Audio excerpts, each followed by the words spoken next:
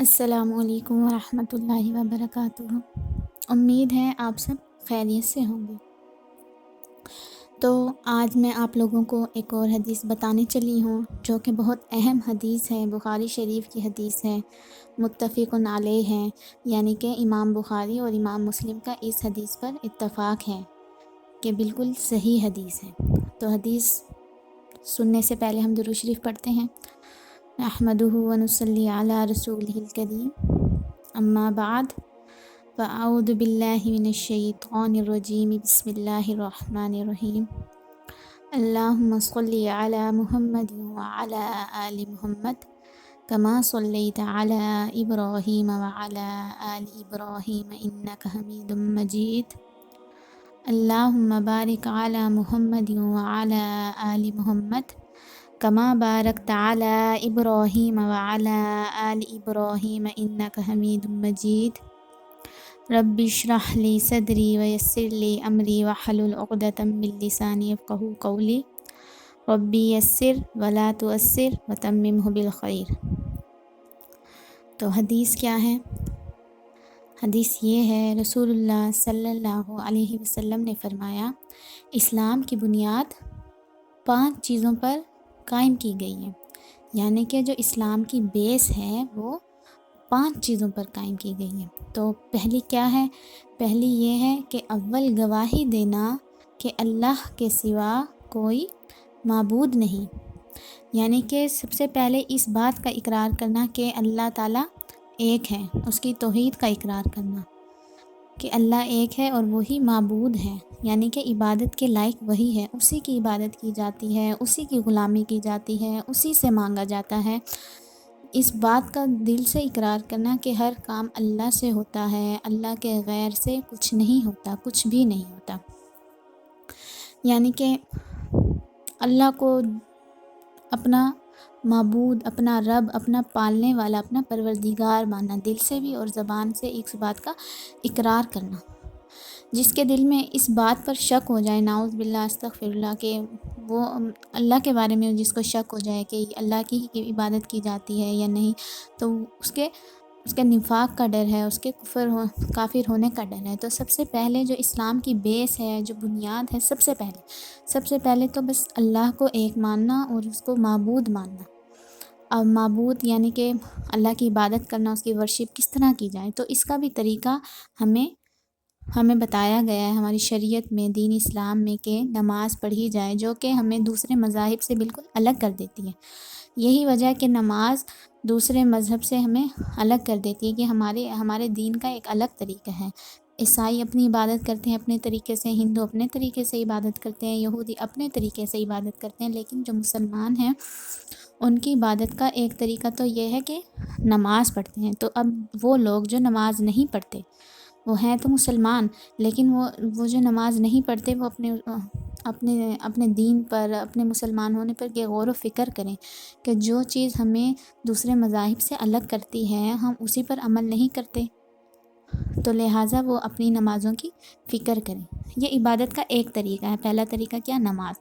اب دوسرا کیا ہے؟ دوسرا یہ کہ مطلب اسلام کی بنیاد دوسری کیا ہے؟ اور اس بات پر ہمیں یقین رکھنا چاہیے کہ حضرت محمد رسول اللہ صلی اللہ علیہ وسلم اللہ کے سچے رسول ہیں، اللہ کے نبی کو سچا ماننا، اس کی ختم نبوت کا اقرار کرنا، یعنی اس بات کو ماننا کہ اللہ کے جو نبی ہیں، ہمارے نبی حضرت محمد صلی اللہ علیہ وسلم، وہ اللہ تعالیٰ کے آخری نبی ہیں، آخری پیغمبر ہیں، ان کے بعد کوئی بھی نبی یا کوئی بھی پیغمبر نہیں آئے گا۔ تو اب وہ جو لوگ جو یہ کہتے ہیں کہ نعوذ باللہ حضرت محمد صلی اللہ علیہ وسلم کے بعد کوئی اور ایک نبی ہے، جو اس بات کو مانتے ہیں، تو وہ دائرہ اسلام سے بالکل خارج ہو جاتے ہیں، کیونکہ اسلام کی بنیاد یہی ہے کہ اللہ کے نبی کو سچا ماننا اور ان کو آخری ماننا۔ تو یہ بھی ہمارے دین کا حصہ ہے کہ اس بات کا دل سے یقین کرنا اور زبان سے اقرار کرنا، ختم نبوت کو ماننا کہ اللہ کے نبی حضرت محمد صلی اللہ علیہ وسلم کے بعد کوئی نبی نہیں آئے گا۔ اور تیسرا کیا ہے؟ نماز قائم کرنا۔ ابھی نماز کے بارے میں نے آپ کو بتایا نا کہ نماز قائم کرنا، تو اب ہمیں اپنی نمازوں کی فکر کرنی چاہیے. اسلام کی بنیاد ہے، ہم اس کو بھولے بیٹھے ہیں. ہم دوسرے مذاہب میں اچھے کام بھی ہوتے ہیں، دوسرے مذاہب میں لوگ نیک بھی ہیں، چوری بھی نہیں کرتے، ان کے اخلاق بھی بہت اچھے ہوتے ہیں، وہ کامیاب بھی بہت ہوتے ہیں، وہ اپنے والدین کی فرما برداری بھی بہت کرتے ہیں. لیکن اب ان کو اور ہمیں جو چیز ہمارے دین میں فرق پیدا کرتی ہے وہ نماز ہے. تو لہٰذا ہمیں اپنی نمازوں کی فکر کرنی چاہیے، اس کو پابندی کے ساتھ پڑھنا چاہیے. 5 نمازوں کو وقت پر پڑھنا چاہیے. اور زکوٰۃ ادا کرنا. آپ دیکھیں، اب جو نماز ادا کرتا ہے اس کے بعد کیا آتا ہے عبادت کا طریقہ؟ زکوٰۃ ادا کرنی ہے. اب زکوٰۃ کیسے ادا کرنی ہے یہ بھی سارا کچھ بتایا ہوا دین اسلام میں الگ طریقے سے، کہ صاحب میں کتنا مال ہو تو کتنی زکوٰۃ ہوگی. یہ بھی ایک دن کا طریقہ ہے، یہ عبادت کا ایک طریقہ ہے. اور حج کرنا، حج کے بارے میں سب کو پتہ ہے. صاحب استطاعت لوگوں کو زندگی میں 1 مرتبہ حج کرنا فرض ہے. اگر صاحب استطاعت ہو اور حج نہ کرے تو اس کو گناہ ملے گا، کیونکہ جب اس کے پاس استطاعت ہے اس کے باوجود بھی وہ حج نہیں کر رہا تو گناہ گار ہوگا. اس لیے لہٰذا جو حج کرنا بھی عبادت ہے، مالی عبادت بھی ہے، بدنی عبادت بھی ہے. مالی عبادت کیسے ہے کہ اس میں مال بھی خرچ ہوتا ہے، قربانی کرتے ہیں، اور اگر کسی پر دم آ جاتا ہے تب وہ دم بھی ادا کرتے ہیں. اور بدنی عبادت بھی ہے. بدنی عبادت کیسے ہے؟ طواف کرتے ہیں، سعی کرتے ہیں، چکر لگاتے ہیں. تو یہ دونوں طریقے کی عبادت ہے. حج جو ہے مالی عبادت بھی ہے اور بدنی عبادت بھی ہے. اور رمضان کے روزے رکھنا. رمضان کے بارے میں بھی ہم سب کو پتہ ہے، ایک مخصوص مہینہ ہوتا ہے، اس میں ہم 30 دنوں کے روزے رکھتے ہیں، 30 یا 29 دن کے. تو اب روزے کے بارے میں کیا ہے؟ روزے کا جو اصل مقصد ہے نا وہ یہ ہے کہ گناہوں سے رک جائیں، ورنہ اللہ تعالیٰ کو ہمارے بھوکے پیاسے رہنے کی تو کوئی ضرورت نہیں ہے. روزے کا اصل مقصد یہی ہوتا ہے کہ ہم جو ہے اس بات کا لحاظ کریں، شرم کریں، حیا کریں کہ ہم نے روزہ رکھا ہوا ہے، اور ہم گناہوں سے رک جائیں، جھوٹ سے رک جائیں، چغلی سے رک جائیں، گانے بجانے سے رک جائیں، ٹی وی ڈرامے دیکھنے سے رک جائیں، نامحرموں کو دیکھنے سے رک جائیں، ان سے باتیں کرنے سے رک جائیں. تو روزے کا جو ہے اصل مقصد یہی ہوتا ہے. تو یہ بھی اسلام کی بنیاد ہے کہ رمضان کے روزے رکھنا. اب کچھ لوگ ہوتے ہیں وہ بلا عذر روزے چھوڑ دیتے ہیں، یا ان سے بھوک برداشت نہیں ہوتی، پیاس برداشت نہیں ہوتی، یا وہ روزے نہیں رکھتے، یا ان کے ماں باپ والدین بھی اس بات پر زور نہیں دیتے کہ وہ روزے رکھیں. تو ان لوگوں کو اپنی فکر کرنی چاہیے. یہ جو مخصوص ہیں، یہ 5 چیزیں یہ ہیں، یہ اسلام کی بنیاد ہیں. سب سے پہلے دائرہ اسلام میں جب ہم داخل ہوتے ہیں تو یہ والے 5 اعمال ہمیں کرنا ضروری ہوتے ہیں. دوسرے جو کام ہیں، جو دین اسلام میں جو دوسرے کام ہیں وہ اور مذاہب میں بھی ہوتے ہیں. اب جیسے کہ والدین کی فرما برداری کرنا، یہ سب کو ظاہر ہے کہ والدین کے ہمارے اوپر اتنے احسان ہوتے ہیں، اس وجہ سے ہم ان کی فرما برداری کرتے ہیں. دوسرے مذاہب کے لوگ بھی اپنے والدین کی فرما برداری کرتے ہیں.